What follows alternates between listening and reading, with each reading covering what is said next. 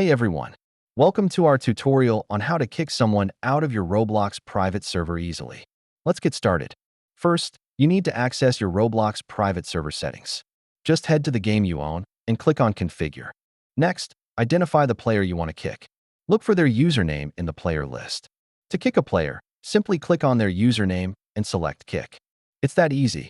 If you need more options, consider setting up server rules or using bots to manage your players effectively.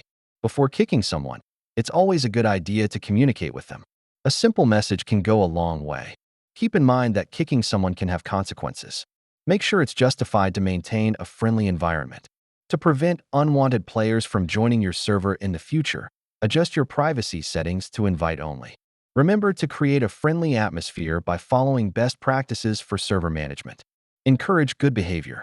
If you have any questions or need help, feel free to leave a comment below. Happy gaming!